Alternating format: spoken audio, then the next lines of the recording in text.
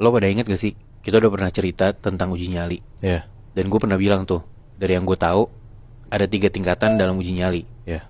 Gue gak usah kasih tahu kali ya, dan gue gak usah jelasin 3 tingkatan tuh apa aja. Tapi dari tingkatan yang pertama, lo inget kan? Gue bilang kalau lo uji nyali tujuannya tuh buat datang ke satu tempat, buat ngerasain ada entitas apa di tempat itu. Kayak misalkan lo ke kuburan dan lo nyari ada hantu atau ada setan apa enggak di situ. Gimana kalau malam ini kita cerita tentang petaka uji nyali, tapi kita mulai dari tingkatan pertama dulu.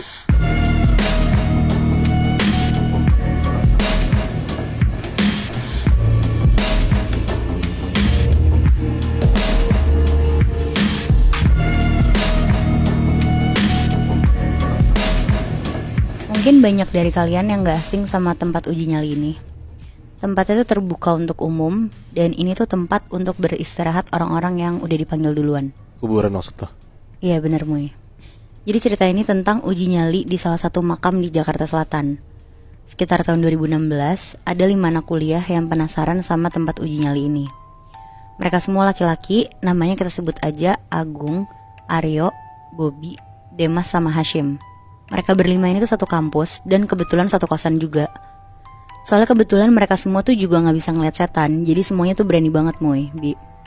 Sekitar jam 12 malam, berangkatlah mereka berlima dari Depok ke tempat itu. Berarti emang sengaja mereka berlima buat uji nyali gitu ke sana. Bener Muy. Oh. Nah pas sampai mereka tuh masuk ke makam ini dan ketemu sama kakek-kakek gitu. Bisa dibilang kakek ini tuh kuncennya lah. Dikasih tahu tuh mereka spot-spot yang sering didatengin buat orang-orang uji nyali di sana. Oh, dibolehin sama kakek-kakeknya? Dibolehin Bi, jadi emang udah sering juga kayaknya orang datang ke sana buat uji nyali. Oke. Jadi ternyata di sana tuh emang udah terkenal banget penunggu-penunggunya. Kayak ada kuntilanak merah, pocong, genderuwo, kayak segala jenis sosok tuh kayaknya ada. Namanya juga makam kan. Tapi yang mereka berlima tuh yang gak percaya gitu-gituan, malah pas dikasih tahu tuh bukannya takut, tapi cekikikan gitu. Si kakek ini agak kesel ngelihatnya, tapi si kakek ini cuma ngomong, jangan kebanyakan ketawa-tawa ya di sini. Kalau kalian kenapa-napa, saya nanti nggak bantu karena kalian tidak menghargai. Mendengar itu ya mereka berlima langsung diem sih. Walaupun dalam hatinya mereka tuh juga kayak masih tetap nggak percaya sama omongan kakek ini. Ya kayak apaan sih gitu. Karena saking gak percayanya kan. Jadi kayak ngenyek gitu. Jadi itu tuh ada 2 sisi makamnya. Ada sisi kanan sama sisi kiri. Di kiri tuh kalau nggak salah yang ada sumurnya, dan sisi kanan tuh yang ada pohon besar banget. Akhirnya mereka bagi 2 tuh, Agung, Aryo, Bobby bertiga, sedangkan Demas berdua sama Hashim. Agung, Aryo, Bobby ke sisi kiri, sedangkan sisanya Demas sama Hashim ke sisi kanan. Ini gue ceritain dari point of view Agung, Aryo sama Bobby dulu ya, Moebi. Oke. Jadi pas mereka baru jalan gitu, karena jalanannya cuma setapak, akhirnya mereka jalannya tuh sebaris aja. Dan karena mereka bertiga, jadi gak ngerasa takut sama sekali. Si Bobby bercanda-canda lah ke Agung sama Aryo. Dia bilang, mana katanya serem, gak ada serem-seremnya, ini mah biasa aja. Sama aja kayak kita lagi jalan malam-malam di tempat sepi. Terus Agung sama Aryo di situ tuh ngeiyain omongan Bobby. Mereka tuh bilang, iya ya biasa aja banget di sini. Terus gak lama, mereka lihat di kiri mereka tuh kayak ada pohon gede banget, tapi ada 2 pohon gitu kayak pohon kembar. Nah si Aryo tuh ngide lah duduk di bawah pohon itu dulu. Dia bilang, duduk di sini dulu yuk, kita sebat dulu aja gimana? Siapa tahu ada setan yang nyamperin kita. Buset. Di situ yang lain tuh langsung setuju buat duduk di sana, Moy, Bi. Akhirnya duduklah mereka bertiga di bawah pohon itu sambil ngebakar rokok dan ngobrol. Pas lagi ngobrol, tiba-tiba banget si Aryo tuh nyium wangi melati. Terus dia bilang lah ke teman-teman yang lain, lo nyium juga nggak? Gue nyium wangi melati nih. Terus mereka bilang kalau mereka tuh ternyata juga nyium. Akhirnya mereka nyari-nyari lah ke sekitar asal wanginya tuh dari mana. Nah pas dicium-cium lagi, ternyata tuh ada dari sumur yang gak jauh dari pohon tempat mereka duduk itu. Akhirnya karena mereka penasaran, disamperin lah sama mereka ke arah sumur itu. Pas sampai di sumur itu, mereka tuh ngeliat-liat lah ke sekitar, ada siapa sih sebenarnya. Dan ternyata wanginya ini tuh kenceng banget dari dalam sumurnya itu, Moebi. Oke. Diintip-intip lah ke dalam sumur itu sama mereka.